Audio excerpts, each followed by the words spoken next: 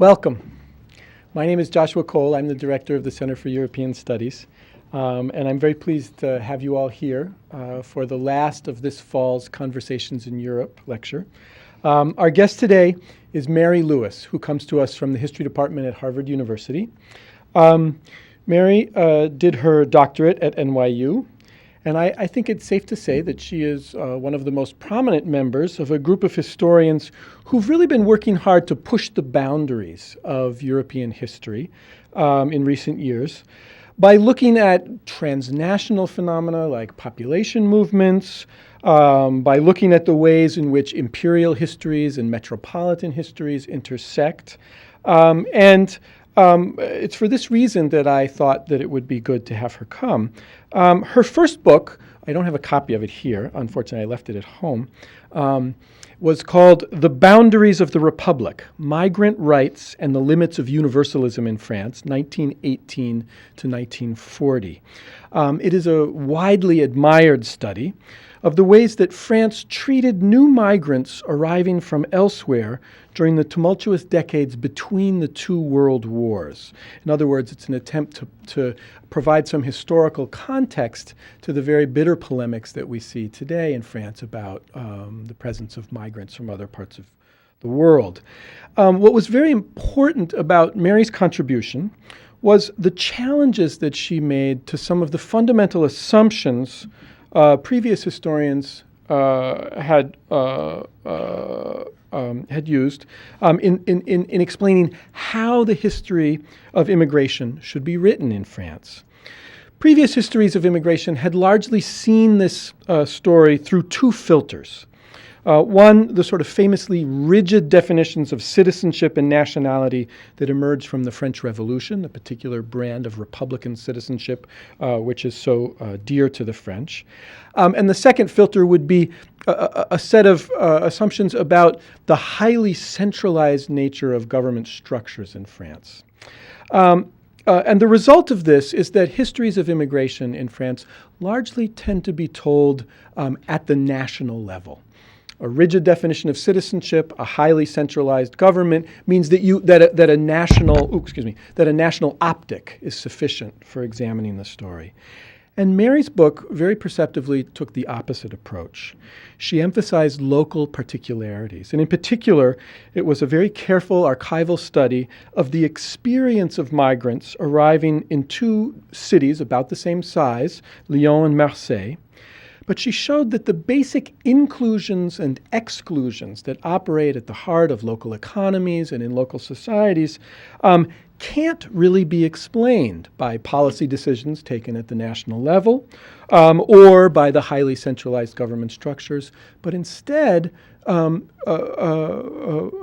be explained largely through the local decisions by local police, local officials, often improvising in a rather ad hoc way policies that determine how arrivals will be treated, whether or not they will be welcomed, how they will be integrated into local housing and labor markets. And in the end, I think she shows that there is a kind of reverse history to what we think of as the national policies of population in France in this way. And it's a fundamental book. I assign it to my students, and I'm very pleased to have it. Her new book, which I have not yet read, although I will admit that I have ordered it on Kindle, looks to the other side of the Mediterranean.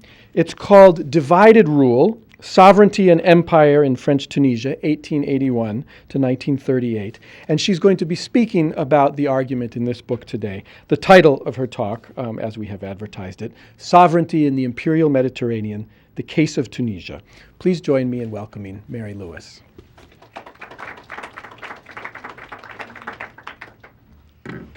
Okay. Well, thank you, Josh, for those very kind words. And thanks to all of you. I know it's the end of semester at Harvard, too, so I know how hard it is to come out at this time of year for something like this, so I really appreciate it. Is this okay in terms of, okay. All right. What if I just want to, is that okay, too? Okay. In January 2011, Tunisians shocked the world and perhaps even themselves by forcing the flight of their dictatorial president, Zine El Abidine Ben Ali, who had ruled Tunisia since replacing an aging Habib Bourguiba in a bloodless coup in November of 1987. As we all know, the so-called Arab Spring spread from there to Egypt, Yemen, Bahrain, Libya, Syria, and to a lesser degree, other parts of the Middle East and Africa. These events serve as reminders of how interconnected the Mediterranean world is. News from Tunisia rippled out as if on the waves of the Mediterranean itself. This is a map by George Butler, which I quite like. And there was also a blowback effect on Tunisia, which accepted some 700,000 refugees from Libya between February and August of 2011. In turn, Tunisians, uncertain of the future in their own country, took overloaded boats to Italian islands such as Lampedusa or Sicily. Now, scholars of migration have known about these connections for a long time. It is why, for instance, immigration from throughout Africa to the Spanish enclaves in Morocco poses such an intense security problem for the European Union, or the European Union countries think it poses an intense security problem. In the 19th century, these connections were also very important, but they are strangely absent from our discussions of modern empire in the region, which tend to proceed as if each territory relates to its metropole, its metropolitan center, in a vacuum, and as if borders are impermeable, which is strange indeed, since it was incursions across the Algerian border by the Khmer tribe that provided the rationale for the French invasion of Tunisia in the first place. Now, the medieval and early modern Mediterranean is not treated this way. Just think of Fernand Brauddel's great work, which is all about interconnections. How did Brauddel's insights, however overstated they may have been, get forgotten? Partly, it is an artifact of the archive. This mass of paper distorts, as Braudel put it. Archives are organized nationally and by territory. So just to give you an example, the archives for Algeria are in the colonial archives of France in Aix-en-Provence. The archives for Tunisia are not in Aix-en-Provence because Tunisia was never a colony. Tunisia was a protectorate. That means it was an independent state merely protected by France. So the archives for Tunisia depend on the Ministry of Foreign Affairs and are located in Nantes, on the complete other side of France from Aix. So if you were to go to one of these places, Aix or Nantes, you might believe that relations between Algeria and France operate in a closed circuit because you're not actually seeing the lateral relationship between, say, Tunisia and Algeria or Algeria and Morocco. For that, you'd have to go to the Moroccan archives or again back to Nantes, since Morocco was also a protectorate, and you would find the French-Moroccan archives there. You would find the archives for Malta in London because, of course, it was British Crown colony, and so on. So the fact that we organize archives this way organizes the way we process that information, and we actually often distort, as Braudel would have it, the story of empire, I think, as a result. But if we changed our archival perspective and include consular records from Italy and Britain, correspondence between the Governor General of Algeria and the Resident General of Tunisia, local administrative records and court cases from the most local civil courts all the way to The Hague, a different picture emerges. Tunisia, a country that has gotten short shrift in analyses of imperialism, perhaps because neighboring Algeria looms so large, emerges as a hub of imperial competition and regional trade and migration. And you can see this better maybe in a shipping route map, which doesn't come out very well on this slide. But imagine, so this previous picture is the Bay of Tunis. As the French squadrons are leaving, he is turned toward Italy, sending smoke signals to Italy, begging for their help. And these are the Khmers, the tribe that is supposedly, the reason that France is intervening, because they're creating border disturbances. Of course, that was just a excuse, really. But anyway, so imagine this Bay of Tunis is sitting here, and he's looking to Italy. And these are trade routes. And as you can see, Tunisia and Sicily are really the kind of gateway to the Eastern Mediterranean. So it's actually strategically a very important place, in some ways strategically more important than Algeria. And you can see then why Malta would be so important to Great Britain. Okay. In the book I just published, Divided Rule, Sovereignty and Empire in French Tunisia, I take what one might call a Mediterranean approach to understanding the nature of the imperial relationship. Rather than look at Tunisia's relationship to France solely along a vertical axis, as if relations between Paris and Tunisia operated in a closed circuit, I'm looking both laterally within North Africa, that is, how colonial rule in Tunisia is shaped by colonial rule in Algeria, or how colonial rule in Tunisia is shaped by colonial rule eventually in Italian Libya, or for that matter, British rule in Malta and Egypt. And so I'm looking at that laterally on the one hand, and then I'm also looking laterally this way in Europe, looking at relations between powers that are involved in the Mediterranean, such as Great Britain, France, and Italy. Not so much Spain, because I'm not dealing with Morocco, but one could easily add Spain to that story. So in the book, I lay out a number of instances of change in colonial governance that I believe can only be explained by a Mediterranean outlook that integrates choices made on the ground by local people with international affairs to see how each feeds off the other. Let me first explain what I mean by the title of my book, Divided Rule, before focusing in on one example from the early 20th century of how adopting a Mediterranean approach to the study of imperialism tells us things about sovereignty and colonial rule that we would not otherwise be able to perceive, let alone explain or analyze. Okay, so back to this picture for a moment. On the 24th of April, 1881, French military forces entered Tunisia, ostensibly to quell the Khmer tribes' incursions across the Tunisian border into Algeria, France's most important colony. This task achieved, the 30,000 troops did not withdraw. Instead, over the course of the next 3 weeks, their presence solidified into an occupation.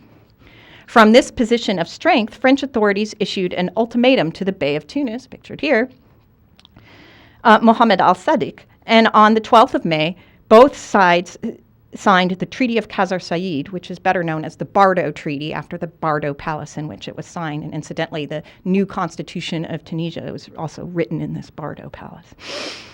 This was an armistice agreement that abruptly established what amounted to a French protectorate over Tunisia, a country that had been for roughly 300 years a virtually autonomous province of the Ottoman Empire.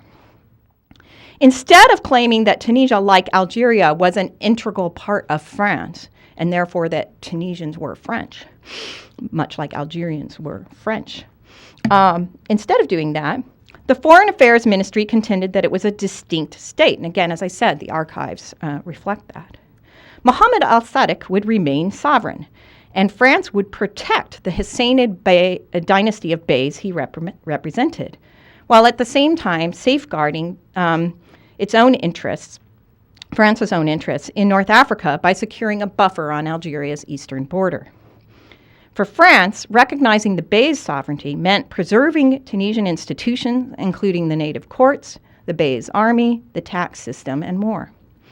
This often served French interests, since it meant that it was the Bey, and not France, technically speaking, that placed these burdens on his people. And it's also a lot cheaper, right? This was meant to be empire on the cheap. We're going to rule through the local power. We're not going to have all the rebellion that we had in Algeria because we're not going to impose ourselves. It will be easier. It will be more accepted, and so on. They thought. To placate rival European powers, France also preserved the exceptional rights and privileges of that European governments had previously negotiated with the Bey for their own nationals, including exemptions from native justice for many matters and immunity from conscription and head taxes. So if you're European, you don't have to pay the onerous head tax, which was called the Mashba. You don't have to be conscripted, and you're also eligible for a different judicial system. European governments thus retained a kind of extraterritorial sovereignty in the protectorate. The Bardo Treaty therefore institutionalized many sources of authority in the territory, dividing rule not only between France and the Husseinid dynasty of Beys, as one might expect, but also between France and the other European powers whose prior treaty arrangements with the Tunisian Bey secured them pockets of influence through consular courts, commercial accords, and other special privileges. Put crudely, it allowed Europeans to become part of a privileged settler class with special rights, while relegating so-called natives to beylical sovereignty, the sovereignty by the Bey. Now, I should stop here and explain what this meant. In addition to the tax imposition and conscription, it also meant there were sort of two as a dual justice system.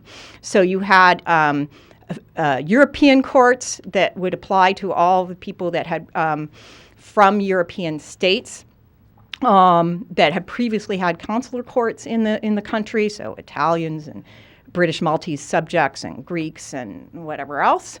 And then you had native courts, which were Sharia courts, rabbinical courts, and also secular administrative courts that would serve the so-called native population. And of course, there were plenty of populations that sort of straddled this divide. We'll get into that in a little bit. But anyway, the notion was that they were either a European or you were a native. France's rule over its coveted protectorate was fragmented in another way, too. For ordinary Tunisians constantly took advantage of the protectorate's system of divided rule as they maneuvered within and between Tunisian, French, and foreign institutions to pursue material, legal, and social gains in their everyday lives. This is what scholars often call forum shopping. So in anywhere where you have legal pluralism, you have the potential for forum shopping. If there's more than one kind of court, you might try and qualify for one or another court based on what you think the outcome might be. So just to give you an example of this, let's say you're a Jew in Tunisia, and you might fall under the native Tunisian rabbinical courts, but actually you're one of these Grana, which were Jews that could trace their origins to Livorno in Italy. Well, let's say your father dies and there's this inheritance dispute among the children. The boys in this family are likely to want to say that they're Tunisian and go to the rabbinical court so that they can have the estate judged under Jewish law, which denies their married sisters any access to the estate. Whereas the girls might well say, well, no, actually we're Italian because we're descendant from the Livornese Jews, and have the case go to a European court. So it actually really mattered in everyday life, which one of these courts you went to. And so, in a way, international power politics on the sort of upper level not only was about conflicts between states, but could also be about conflicts or create conflicts within families. And so this is not new. I mean, any place that has legal pluralism had the potential for this to happen. But what was new in the 19th century, in the late 19th century, was the impact of this form of forum shopping, as the practice exploited and even altered imperial rivalries in Tunisia and North Africa more generally. By illuminating such dynamics, the book from which this talk is drawn contends that the divisions in sovereignty that French authorities initially went out of their way to recognize came to present such obstacles to effective imperium that over time, those same authorities sought ways to make French rule more cohesive and complete. So in the beginning, they're trying to have empire on the cheap and rule through the local bey. And be the kind of anti-Algeria. We're going to do everything differently. We're going to hands off, indirect rule, etc. But because of this compounding problems that developed from having recognized all these different pockets of sovereignty, over time, the French are going to become much more heavy-handed, and they're going to treat Tunisia as if it were annexed the way Algeria was in many ways, as a kind of quasi-colony. And so by the end, during the early Fourth Republic, before the Algerian War started, Tunisia was actually a much more pressing concern within the halls of French government than was Algeria. And we forget that because then Algeria, of course, eclipsed the Tunisian story with the war. Now, as French officials reacted to the compounding effects of local and international conflicts, they incrementally undermined the very premise of indirect rule and beylical sovereignty supposedly enshrined in the protectorate principle. As France's leaders sought more sovereign authority over Tunisia, however, they began to lose control of it. For their attempts to consolidate power helped engender challenges that eventually crystallized into one of the most powerful and precocious independence movements in all of the French Empire. Divided rule reveals this transformation by reassessing colonialism as a simultaneously local, regional, and international phenomenon. So in the book, I lay out a number of instances of change in colonial governance that I believe can only be explained by a Mediterranean outlook that integrates choices made on the ground by local people with international affairs to see how each fed off each other. And this is just to give you another example of how this is an international story. Of course, this is a map in order to follow the war operations in Tunisia by Alfred Le Petit. And of course, you've got the warmongering France here, the kind of supplicating Algerians, supposedly, the Crumiers. And then what's interesting to me here is that Italy, it may be hard for you to see, but Italy is holding its head in its hands like, oh no. They had, assumed that they would, eventually gain Tunisia, partly because of how close the two countries were. And this was sort of imagined as maybe a future Italian colony. And then also interesting is that the Ottoman Sultan has his back turned.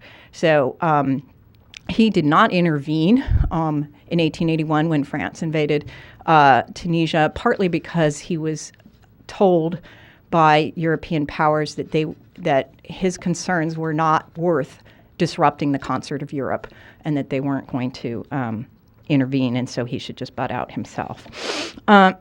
So this geopolitical situation at the time of the invasion created the conditions in which the French sort of negotiated this treaty with Muhammad al-Sadiq.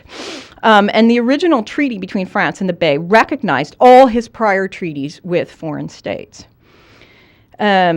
This then proved problematic when French authorities realized that they had effectively preserved the extraterritorial jurisdiction of numerous European states that had consular courts in the protectorate. The French were particularly concerned about Italy and Great Britain, since Italians and Maltese British subjects far outnumbered the French at the beginning of the protectorate era. So we're talking about the French population on the eve of the invasion was like 700 in Tunisia. There were more like 8,000 Maltese and something like 11,000 Italians, but the Italian population was rapidly growing.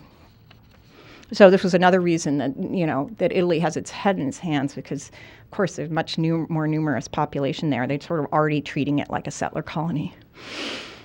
So the French set about trying to force European governments to close their consular courts, the sites where this sovereignty was enacted. I mean, part of the problem of having 11,000 Italians in Tunisia is that each one of them is like a walking island of sovereignty. Every time he comes into conflict with the law, every time they negotiate a contract that involves a notary, whatever it might be, it's bringing Italian law into play rather than French law.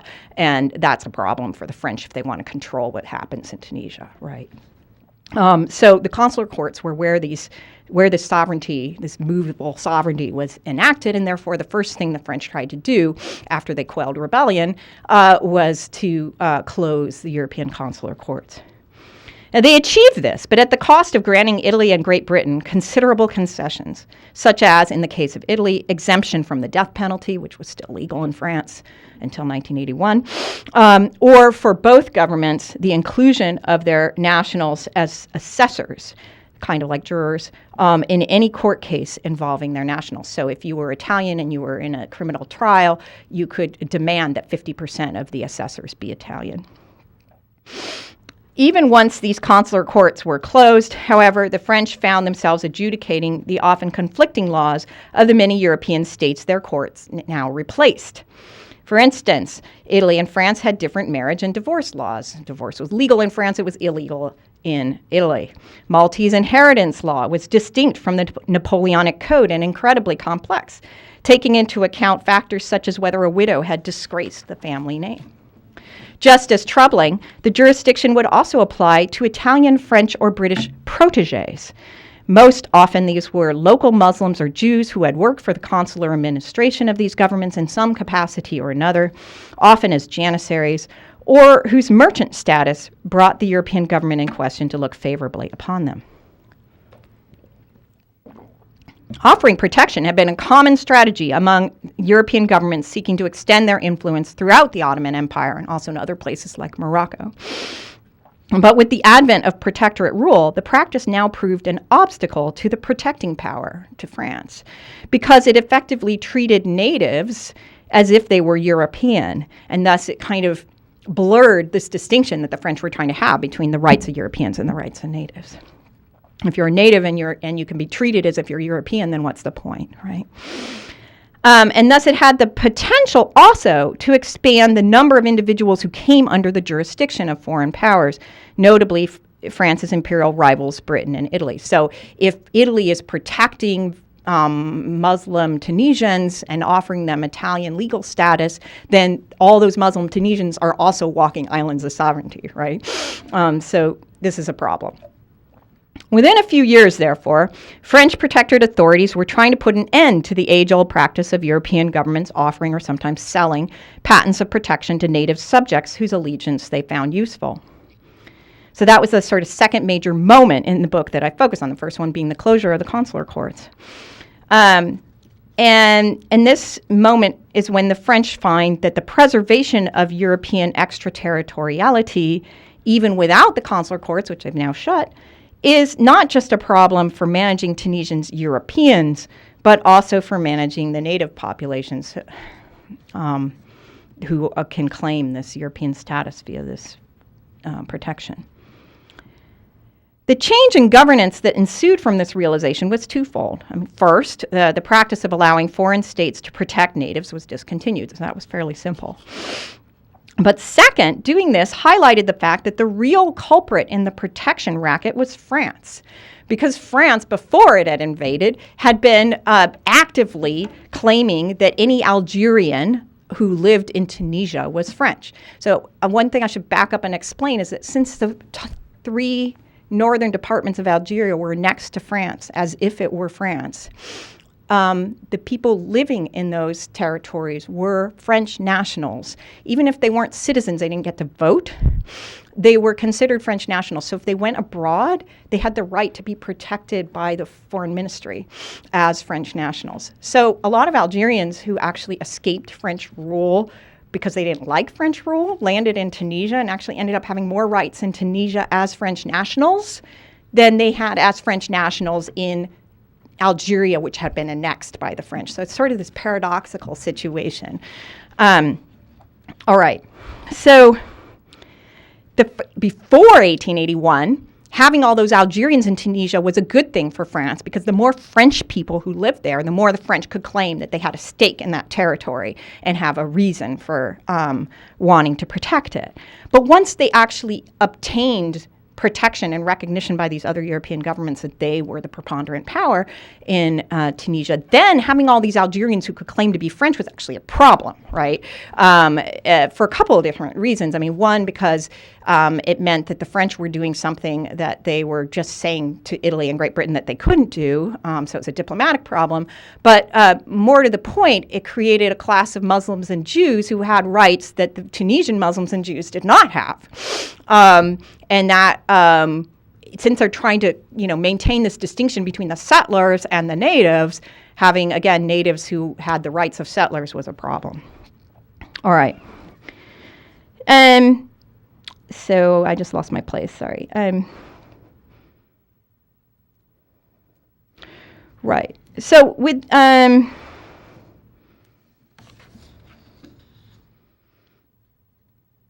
Right, so to solve this problem, they began to crack down on the rights of that Algerians had claimed as French nationals in Tunisia. In a way, the French, they had an international relations problem with themselves. I mean, they sort of had these two different regimes run very differently, and so they had to kind of solve this problem of the fact that there's an international border here. This is not, a border between two parts of a single colony. All right. So to solve it, they began to crack down on the rights that Algerians had claimed as French nationals in Tunisia, or indeed on Tunisians who claimed to be Algerian in order to avoid conscription or the onerous head tax, or to have their civil cases tried in a French court if they thought this would be to their advantage.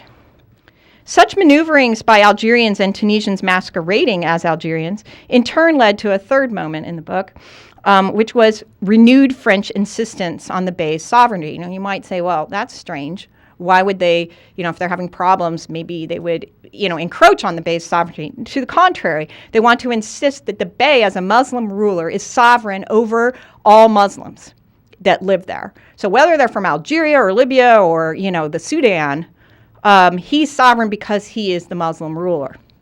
So they started making these arguments about Islamic law, that insisting that the Bey was sovereign over Muslims because he was Muslim, and all the Jews because he had always traditionally been sovereign over the Jews living there.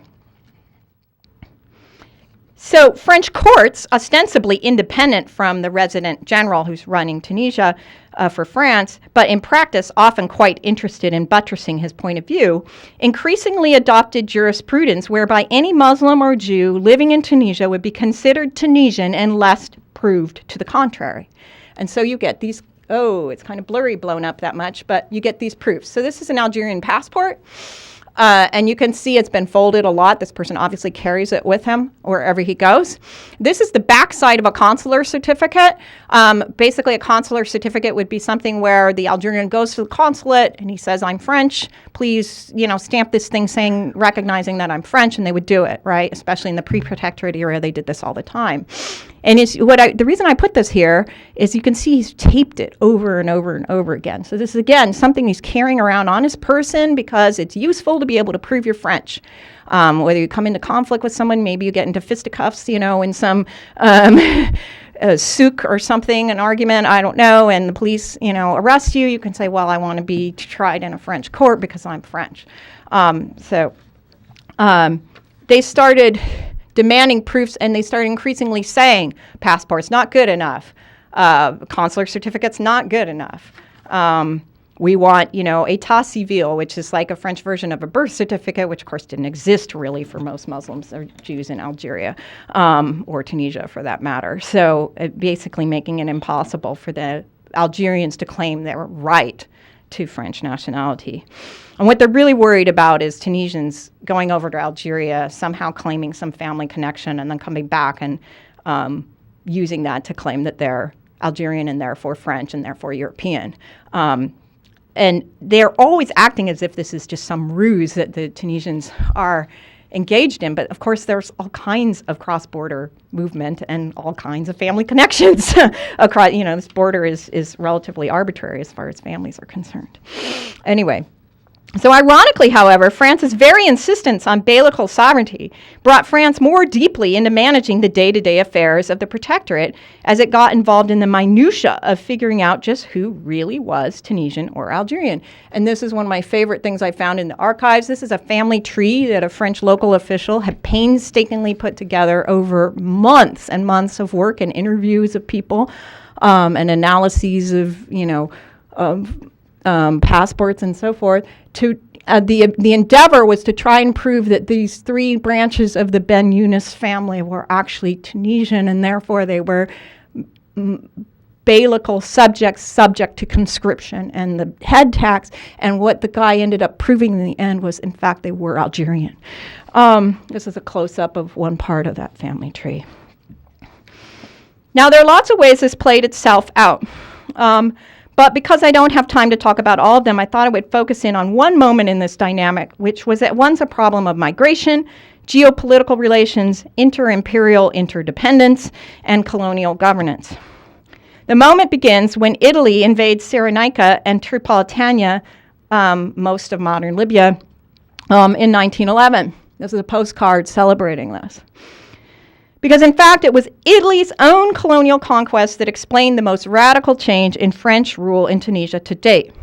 The abolition of the onerous head tax and the establishment of a legal category called the Tunisian national, a juridical innovation that would later come back to haunt the French when anti-colonial nationalists would exploit the new concept to their own ends. I'll explain how we get to this moment in the next few minutes. These events were also what stimulated French authorities to begin claiming that they did not merely protect the Bey's sovereignty, but they also shared it. This, too, was a novel juridical argument. None of these innovations can be explained solely by reference to Franco-Tunisian relations, and thus they illustrate my larger argument about the multiple layers of sovereignty in what I'm calling the Imperial Mediterranean. All right, so now I'm just going to focus in for the last few minutes. How much time do I have? Oh, God, okay. I'll try. The next few minutes on this particular episode. 100 years before the events of 2011 served as a potent reminder of the close connections between North African countries and peoples, the invasion of Libya by Italy demonstrated the interdependence of Italian and French colonial rule in North Africa. In 2011, events in Tunisia triggered conflict in Libya that in turn sent hundreds of thousands of Libyan refugees into Tunisia. In 1911, Italy's invasion of Libya sent a similar but still smaller but still significant wave of refugees into Tunisia, just as France's invasion of Tunisia 30 years earlier had sent refugees in the other direction. Italy had invaded Libya in September 1911, triggering the Italo-Turkish War. Fleeing warfare, many Libyans crossed the border into Tunisia, joining the other Libyans already living there by choice. And there were a lot of them, actually, a lot of them working in Tunisia. On the 5th of November 1911, Italy unilaterally annexed of Tripolitania and Cyrenaica by royal decree and called it Libya. Italy's parliament made the annexation official on the 25th of February 1912, and in October of 1912, the Italian leadership signed an agreement with the Ottoman Sultan to cease hostilities. The Sultan saved face by declaring the independence of the two provinces. There was no mention of a transfer of sovereignty to Italy, though the subsequent recognition of Italian sovereignty by other European governments achieved, in fact, what the Ottoman Porte had refused to concede in law. This accomplished, Italy amnestied the fugitives and promised them protection if they returned. Since many remained in Tunisia, however, Italian efforts to colonize Libya crossed the border. No sooner had France recognized Italy's annexation of Libya than French officials began to worry about the implications this presented for their own authority in Tunisia, particularly with regard to the province of Tripolitania, which bordered Tunisia. If Italy claims to consider Tripolitanians living in Tunisia as Italian subjects, opined Raymond Poincaré, the president of France's Council of Ministers and the Minister of Foreign Affairs in November 1912, we will confront the most serious internal troubles. Tripolitanians, whose labor was in heavy demand for Tunisia's phosphate industry, would be judged in French courts because they'd be Italian and therefore European, while a Tunisian working in the same phosphate mine would remain under native jurisdiction. This would, Poincaré feared, lead to a, quote, discrediting of Beylical justice followed shortly by its destruction, unquote. Italy soon made precisely the demands that Poincaré predicted. Among the problems French officials foresaw if it gave in to Italy on this question was that such a concession would be, quote, materially impossible because of the costs it would engender, particularly in the judicial domain. So this is because French law involves due process, and it costs a lot more. And a lot of the native law was sort of, I don't want to say more cursory, but anyway, it was cheaper.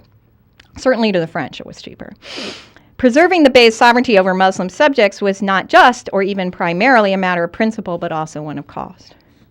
For Italy, on the other hand, gaining France's recognition of the rights of Libyans in the Regency, another name for Tunisia, was first and foremost a question of principle, that of insisting on its sovereignty in Libya. The symbolic dimension of Italian sovereignty became quite an obsession on the part of the Italian consulta.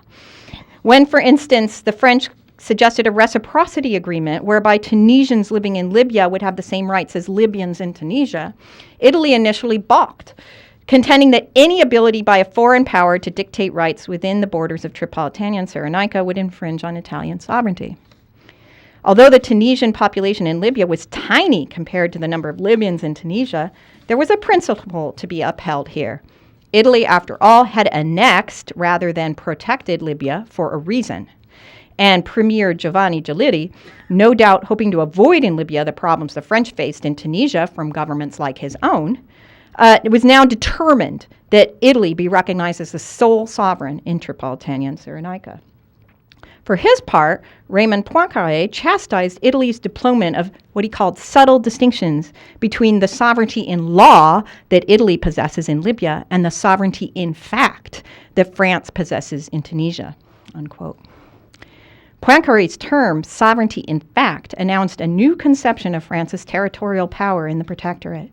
Effectively, he was saying it didn't matter that France had not annexed Tunisia, it had de facto sovereignty anyway. Italy had considerable trouble establishing effective rule in Libya. This is infamous, of course. But it nonetheless managed to use its annexation of Tripolitania and Cyrenaica to leverage its bargaining power in Tunisia. Ingeniously, the Italian government drew a direct parallel between Libyans and Algerians. Just as the latter were nationals but not full citizens of France, so too Libyans had become Italian nationals. The fact that they did not have the same rights as Italian cittadini was, according to the Italian government, immaterial, since Algerians also were entitled to special protection as nationals while living in Tunisia, although they were not citizens.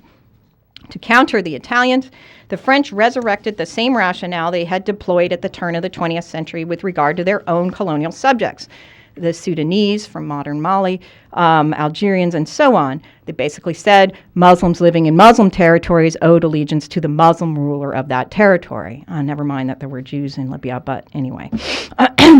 Such arguments were dismissed as specious by the Italian consul in Tunis, and Pietro Bertolini, Italy's first minister of colonies, warned against fostering the impression among Italy's new subjects in Libya that they, quote, are still considered subjects of a Muslim state, which would be a blow to Italy's prestige, but also a disowning of our full sovereignty over Libya, unquote. For its part, the French Foreign Ministry, quote, saw no drawback in fortifying Italy's prestige in Libya, as the Foreign Minister Stéphane Pichon put it, but on the condition of not compromising our own prestige in Tunisia. Now, since invading in 1881, France had not pretended to full sovereignty over Tunisia, although the 1883 Convention of La Marsa had granted France the right to require the Bey to make any reforms French leaders deemed necessary. Despite assuming legislative initiative in Tunisia after 1883, however, French authorities still found the Bey's sovereignty at times troubling and at other times quite useful. Among the useful aspects of Beylical sovereignty for France was the excuse it provided for maintaining the subjection of Muslims and Jews to different laws from those applying to Europeans by allowing the French to claim they lacked jurisdiction. So, you're Muslim, you're Jew, we don't have jurisdiction over you. What the French found useful, however, the Italians feared would be detrimental to winning the hearts and minds of Libyans as their new colonial subjects. By April 1913, the Italian consulate in Tunis was sending a steady stream of complaints to both the French residency in Tunis and to their own government in Rome regarding Libyans who had been forced to pay the head tax, arrested for non-payment of it, conscripted, or otherwise treated as Beylical subjects by French authorities. Such scenarios quickly captured the attention of Foreign Minister Antonino di San Giuliano, who railed against France's apparent failure to take, quote, account of the changed political situation in Libya. Ironically, it was the fact that French officials shared many of Rome's concerns about prestige that put them into conflict with their Italian counterparts. The possibility that Tunisians might resent seeing foreign Muslims receiving preferential treatment had already posed a problem when, in the 19th century, Sudanese and Algerians, or for that matter, Tunisians claiming to be Algerian, sometimes tried to claim French status in the Protectorate to avoid conscription or the majba, the head tax, or have a civil case tried in French court. The advent of the Italian annexation of Libya provided a new opportunity to evade local jurisdictions, particularly for individuals living in the east and southeast of Tunisia who could plausibly claim Libyan heritage. Had Tunisian subjects seen no benefit in claiming to be Libyan, France would have had less reason to oppose the Italian measures. But Tunisians who had tried and failed to convince French authorities of the need for fiscal and judicial reform did see benefits in claiming to be Libyan, and thus the social impact of the Italian strategy was soon obvious. Report after report from the French civil controllers, the resident generals, local representatives, recounted cases of persons who had long been considered Tunisians suddenly claiming to be Italian protégés. These new supposed Italian Suditi claimed exemption from the Majba, regained fishing rights along the Libyan coast, where Tunisians had fished for ages but now saw their livelihoods cut off by Italy's closure of the coastline to foreign boats, attempted to have their civil disputes heard in French court, and local officials feared might also claim exemption from military service. I have more quotes, but I'll leave those out in the interest of time. And one official, worried about this, thought that, these Libyans would be a kind of avant-garde of an Italian occupation army. French authorities in Tunis dismissed rumors of Italian invasion plots as unfounded, but they nonetheless were deeply concerned that Italy's demands could compromise the very operation of the protectorate. If the Italians had found it more expedient to annex rather than protect Tripolitania, the French foreign minister wrote in a 23-page missive to the French ambassador in Rome, this did not give them license to take a position that was, quote, gravely prejudicial to French interests. If Italy were to succeed in securing the right for Libyans to fall under European jurisdiction, another memo concluded, this would have disastrous consequences for our prestige in Tunisia, for Tunisians would not accept without bitterness a situation where they found themselves inferior to Italian subjects. Unquote. In particular, French officials opposed an Italian proposal to backdate Italian nationality of Libyan subjects to 1881. This, would have just expanded the number of Italians something like 10 times. So they were estimating that the number of Libyans living in Tunisia was from 20,000 to 50,000, and it would have been, 200,000 or 500,000 Libyans and therefore Italians and therefore Europeans, etc. And this would far exceed the numbers of Italians and French combined. So at this point, there are a lot more than 11,000 Italians. They've increased their settlement there, and there's anywhere from, depending on how you count it, 85,000 to 115,000 Italians living in Tunisia by 1911, whereas there are about 46,000 French or so. Such demands for recognition of nationality would be the source of constant troubles, they said. The number of cases to be tried before French courts would more than double, as would the need for justices of the peace. This would, the French foreign minister claimed, pervert the objectives of the French justice system, which had been established to satisfy Europeans. For this very reason, not to mention the costs it would have entailed, the Protectorate administration already had rejected a push earlier from the Tunisian Jewish community to include them in French nationality, or rather to extend European jurisdiction to them, irrespective of their nationality. Now Jews, frustrated by the rejection of their demands for reform, were among those claiming roots in Tripolitania in order to assert Italian subjecthood and thus European status.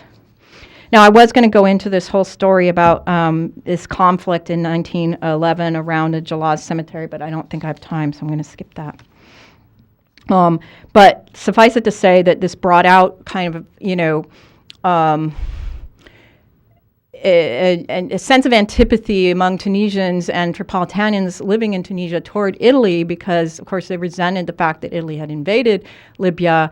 And that, so, everybody's kind of like on edge, and Italians and Tunisians are kind of clashing, and sometimes violently. Now, the fact that many Tunisians already deeply resented the Italian presence in Tunisia made it even more imperative. It's hard to explain because they want to take advantage of this situation, but they resent the fact that Italy has sort of become a colonial power. I guess I should put it that way. Made it even more imperative that France avoided appearing as if it treated Italian subjects better than its own charges, particularly at a moment when officials were cracking down on the members of the Young Tunisian Party who. And when, the Italians that were involved in these various violent conflicts that I didn't have time to tell you about were getting off while the Tunisians were being punished, sometimes, in some cases, executed for homicide. And so it's quite an inegalitarian situation. Libyans' exemption from the Majba would have the most unfortunate impact on our native populations, for it would make our power in Tunisia appear questionable, as Italy would have succeeded in exonerating its own subjects from taxes owed the Bey, while France would not have been able to do the same. I think we should read willing there, but anyway, able, they say. Indeed, as the conflict between the two countries wore on, the French resident general claimed that the Italian maneuvers were designed to engineer a power struggle that would quickly place the French government in the position of either abdicating or reacting with a show of brute force like annexation. Annexation, as it happened, was exactly what the white settler lobby in Tunisia had been calling for since the turn of the century. But the Residency didn't want to satisfy the settler lobby any more than it wanted to foster resentment among Tunisian Muslims. For all these reasons, France had a vital interest in not succumbing to Italy's demands. Thus, the foreign minister insisted, France's, quote, recognition of the annexation of Libya does not at all imply that all natives originally from this territory have acquired, as far as the government of the Republic is concerned, the status of Italian subjects. Now, distinctions between subjecthood and citizenship are, of course, very important in the French colonial system, and they threatened to bog down the negotiations. I've got maybe 5 more minutes. Sorry. I timed it, and somehow all my little asides have added up to a lot. But threatened to bog down the negotiations between France and Italy. Even once the Quai d'Orsay agreed to the 28th of October, 1912, the date that France had recognized Libya's annexation by Italy as a base date for considering Libyans to be Italian. So they didn't backdate it to 1881, in other words. It still objected to the idea that Italian colonial subjects should have the same rights as Italian citizens. The Italian government, meanwhile, continued to chastise France's persistence in wishing to treat Tunisian Tripolitanians worse than Algerians, Muslim Indians, or any other Muslim subjects of a European power. That was a quote. Pietro Lanza di Scalea, the Undersecretary for Foreign Affairs, pointed out that if Tripolitanians in Tunisia were recognized as Italian subjects but still fell under Beylical jurisdiction, they would, quote, certainly wonder what difference there was between being a subject of the Bey and one of Italy. Of course, this difference was precisely what prevented the French from granting Italy's demands. For as the acting resident general André Dobler told the Italian consul in Tunis, Italy's registration of Tripolitanians as Italians had provoked great ferment among the natives of the Regency. Since after 32 years of French government, Tunisians continued to be treated as the Bey's subjects, while their Tripolitanian co-religionists, only 2 years after the conquest, had already been assimilated to Italians. Dobler was also concerned that many of these so-called Tripolitanians could really be Tunisians in disguise. So it's the same fears about the Algerians coming up again. Back and forth the negotiations went with almost no movement until finally Italy agreed that the tiny number of Tunisians living in Libya could be treated as French. As for the much larger question of how Libyans in Tunisia would be treated, the powers agreed to disagree, and the convention signed on May 29, 1914, established transitional provisions whereby Libyans in Tunisia, defined again as those entering since the 28th of October 1912, would fall under Beylical justice for a period of 5 years while waiting for Italy and France to, quote, conciliate their respective points of view with regard to the matter of principle, unquote. The eruption of war in the summer of 1914, in which Italy was initially neutral, although still officially a member of the Triple Alliance, put this question on the back burner. By the time Italy joined the Allies in 1915, and the war everyone had assumed would be short turned into a prolonged and brutal war of attrition, settling scores between Allies in Tunisia was not anyone's foremost diplomatic concern. Before the outbreak of the war, however, the negotiations did produce one immediate effect. After all Italy's complaints about its subjects being forced to pay the Majba, and the growing number of persons hitherto considering themselves Tunisian who sought Italian status in order to exempt themselves from the capitation tax. The inegalitarian majba was finally abolished and replaced with a new tax, the istitan, which required all adult males who had lived for 3 continuous months in Tunisia, regardless of nationality, to pay 10 francs annually. This reform took the wind out of Italy's sails in negotiations with France, since Italian officials had imagined that securing Libyans' exemption from taxation in Tunisia would demonstrate Italy's prestige to its new colonial subjects. The larger point, however, is not what effect abolishing the majba had on Franco-Italian diplomacy, but rather what effect Franco-Italian diplomacy had on domestic reform in Tunisia. The idea for reforming Tunisia's tax system, after all, was not new. Tunisians had been demanding it for years already. But despite growing opposition from Tunisians to such inequities, the settler lobby had always succeeded in blocking the change and retaining Europeans' privileged tax situation. The tax burden was only equalized, as the annexationist Victor de Carnière admitted afterward, quote, for reasons of foreign policy and not out of solicitude for the natives, unquote. What Carnière left out, of course, was that the two had become inseparable. Less than a month after the agreement with Italy, the Bey issued a new decree at France's request. This would be Tunisia's first nationality law, and its promulgation had as much to do with containing the rights of Tripolitanians and Tunisians posing as them, as it did with recognizing something called Tunisian nationality, although, of course, this is what it effectively did, but it wasn't its intention. The law read that any individual residing in Tunisia who does not benefit from the status of French or foreign citizen or that of French or foreign subject is Tunisian. And any individual residing in Tunisia who was born in Tunisia before or after the promulgation of this decree, or who was born abroad to a Tunisian father, or if the father is unknown to a Tunisian mother, is Tunisian. So this solved the Libya problem in 2 different ways. One, if you were born in Tunisia, you're Tunisian regardless of who your parent is, or if you were born in Libya but your parent was Tunisian, then you were also Tunisian. So this way of sort of claiming I have roots somewhere else was totally taken off the table, which is what all these people were doing to claim that they were actually Italian subject. Oh, my great-grandfather is from Libya. In an ironic twist, the Quai d'Orsay claimed that the decree was inspired by the Italian decree on nationality in Libya.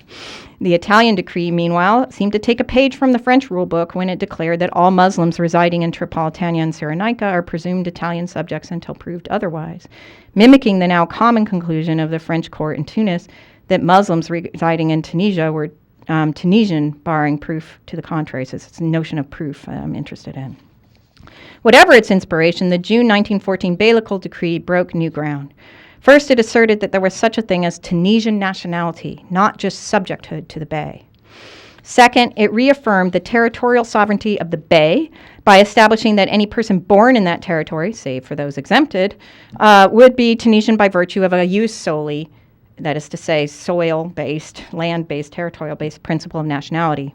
In addition, it also asserted a jus sanguinis principle, blood rights principle, whereby Tunisian nationality could be conferred by virtue of descent. Accordingly, any Libyan who had arrived before the 28th of October 1912 would not only be Tunisian, but so would his children. And also children born in Libya to Tunisians would be Tunisian.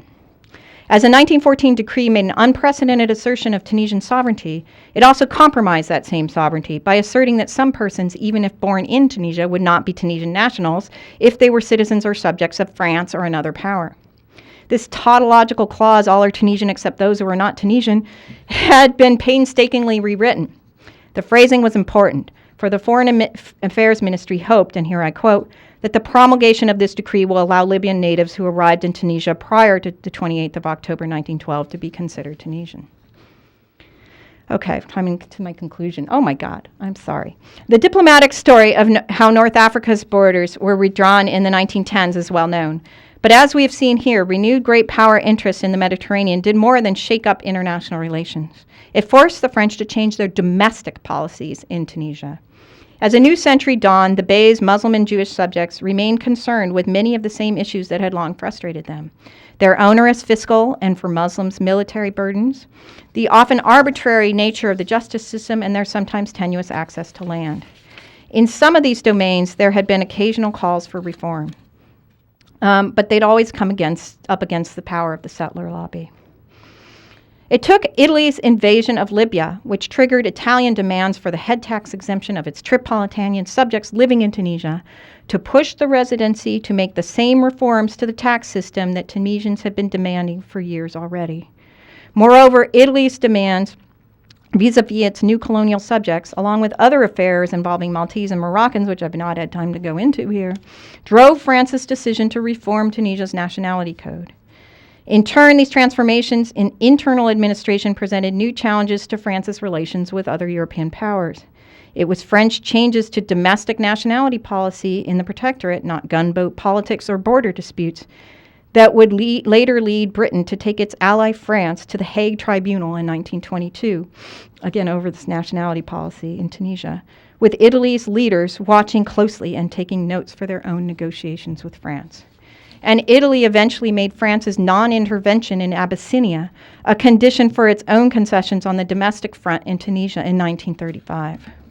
In sum, Italy's claims on Libya forced French authorities to change domestic policy in neighboring Tunisia, which in turn posed new challenges for France's diplomatic relations with both Italy and Great Britain.